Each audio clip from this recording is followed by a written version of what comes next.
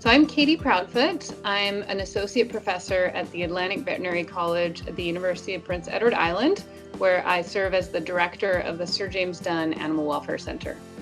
So in my position, I wear three hats. I'm first and foremost a professor here, so I teach animal welfare and behavior to veterinary students. My second role is to conduct research associated with animal welfare, and most of my research is to do with dairy cattle, but I also collaborate with many colleagues studying different topics, including horses, as well as other companion animals and wildlife.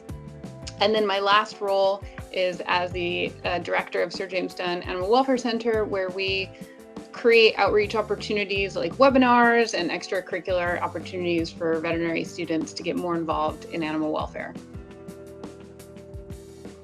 So it's really important to consider animal welfare within the broader context of sustainability. And I'm sure we've all heard that term, to be sustainable, or what does it mean to be sustainable?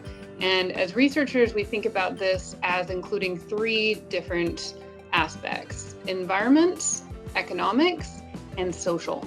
And animal welfare fits really well into this idea of social sustainability.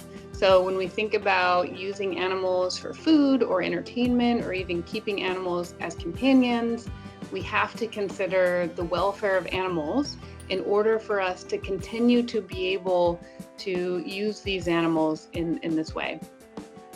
And what we've learned from the farm animal industry, which I spent a lot of time working with, is that it's really important to be transparent about welfare concerns. We all have welfare concerns, no matter what industry we're working in. And so recognizing what those welfare concerns are and being able to have open conversations about those is the best way of moving forward. And when we talk about animal welfare, we need to also ensure that we're thinking about it beyond just health. So animal welfare includes health, but it also includes an animal's ability to express the behaviors that are important to it, as well as to be free of negative emotions and have the ability to experience positive emotions like joy.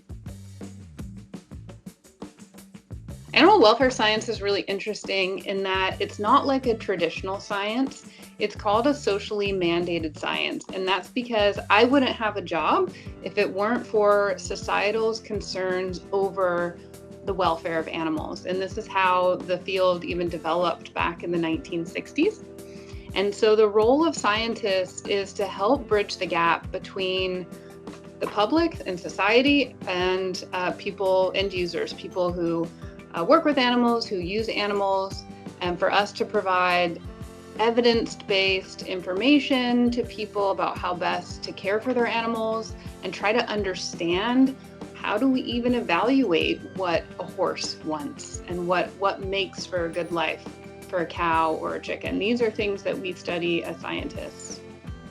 The other important role that we have as scientists is to also recognize that social science plays a role in what we do. So not only understanding what makes animals tick, it's also important to understand societal perspectives on what is good for animals so that we can, again, help bridge this gap.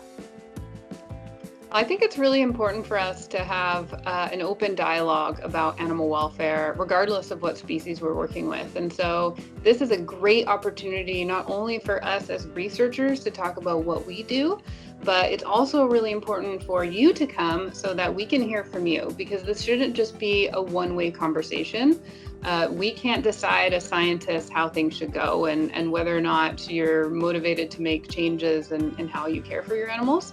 This should be a two-way conversation. So I think it's really important for you to come, be engaged, listen, but also share your perspective, because we'd love to hear from you. And we can then work together to ensure that horses across Canada have good welfare.